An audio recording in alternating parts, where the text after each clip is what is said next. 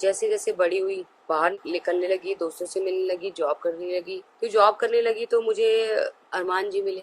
अरमान जी मिले, 2-3 बार मिले। उसके बाद नंबर एक्सचेंज हुए, बात हो गई तो फिर पता ही नहीं लगा कैसे मैं इतनी अट्रैक्ट हो गई कि 18 साल से जिस परिवार के साथ रह रही हूँ, जिनके साथ बहुत इमोशनल अटैच हूँ, उनको छोड़ने का सोच लिया मैंने। अब मेरे पापा थोड़े स्ट्रिक्ट थे तो 7 बजे के बाद हम घर से बाहर भी नहीं निकल सकते थे। तो जैसे तैसे मैंने घर छोड़ दिया, मैं हनुमान जी के पास आ गई।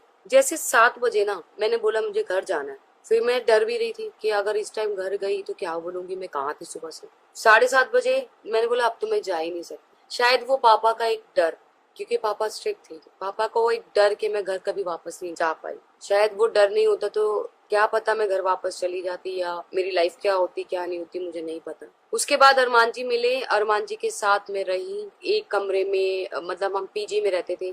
ये भी इतना नहीं कमाते थे, पीजी में रहते थे, 5,000 रुपए देते थे। वहाँ पे खाना पीना सब पीजी वाली आंटी देती थी, कोई पर्सनल रूम नहीं था। ऐसे ड्राइंग रूम था, वहाँ पे एक बेड दिया हुआ था, उस बेड पे हम दोनों सोते थे। बहुत बुरी हमने लाइफ देखी है गाइस। ये जो अभी आप देख रहे हो घर, ये वो इतने लोग काम कर रहे हैं, ये हमने ऐसे नहीं कमाया। जब अरमान जी अपने गाँव को छोड़ के दिल्ली आए थे, वो सिर्फ 2,000 रुपए लेके आए थे। सड़कों पे सोए हैं वो, पार्क में सोए हैं वो, उनके पास रहने का नहीं था, खाने का नहीं था। जब मैं मिली तब इतना इनकम नहीं था, 10-12 हजार रुपए कमाते थे, जिसमें 5,000 हम पीजी के देते थे। कोई शौक पूरे नहीं होते थे, ना मेरे ना उनके। बहुत सिंपल सी जिंदगी जी रही।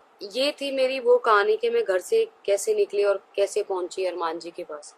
तो फ्रेंड्स, ये थी पायल की स्टोरी, जिसमें उन्होंने बताया कि वो किस तरह से अरमान के साथ अपने घर से भागी थी। उन्होंने इस बात को लेकर सिर्फ अरमान को ही ब्लेम नहीं किया है, साथ ही साथ अपने बाप को भी इस बात के लिए ब्लेम किया है, क्योंकि उनका साफ कहना है कि उनके पापा थोड़े स्ट्रिक्ट जो है नेचर के थे और 7 बजे के बाद वो घर से निकलने नहीं देते थे।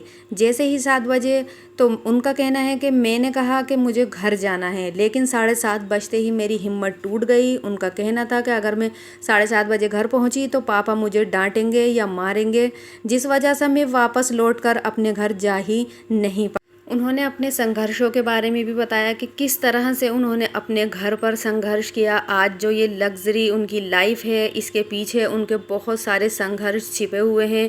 उन्होंने अपने माँ बापों के साथ रहकर भी स्ट्रगल किया, और जब वो अरमान के साथ आई तो तब भी अरमान के पास कुछ नहीं था। उसके बाद भी उन्हें बहुत सारा स्ट्रगल अपनी ज़िंदगी में करना पड़ा है। कहीं ना कहीं अपनी फैमिली से कभी ना मिलने का दुख उनकी आंखों में झलकता हुआ ज़रूर दिखाई देता है। पायल तो चाहती हैं कि वो अपनी फैमिली से मिले, लेकिन उनके परिवार वाले कभी भी उन्हें एक्सेप्ट नहीं करते हुए दिखाई देते हैं। उनसे उनकी फैमिली का कोई भी ताल्लुक़ नहीं है। उन्हें दो बातों का अफसोस अपनी ज़िंदगी में हमेशा रहेगा। पहला ये कि उन्होंने अपने घर से भागकर शादी की थी, और दूसरा जो है वो 2 शादियाँ करने का, कि वो अपनी सौतन यानी कि कृतिका के साथ रहती हैं। उनका साफ कहना है कि मैंने तो ये सब एक्सेप्ट कर लिया, लेकिन मैं नहीं चाहती कि कोई दूसरा भी ऐसा कदम उठाए, या मैं 2 शादियों के लिए कभी भी प्रमोट नहीं करूँगी। मैंने तो 2 शादियाँ एक्सेप्ट कर ली हैं, लेकिन मैं नहीं चाहती कि कोई दूसरा भी ऐसा करे। तो फ्रेंड्स, ये सब आपको क्या लगता है कि ये एक पब्लिसिटी स्टंट है? क्योंकि वो बिग बॉस से बाहर आई हैं, उनके न्यू सब्सक्राइबर भी बने हैं, जिनके लिए वो चाहती हैं कि मैं अपनी जर्नी उन्हें बताऊं। तो फ्रेंड्स, वीडियो अच्छी लगी हो तो लाइक करें, चैनल को सब्सक्राइब करना बिल्कुल भी ना भूलें।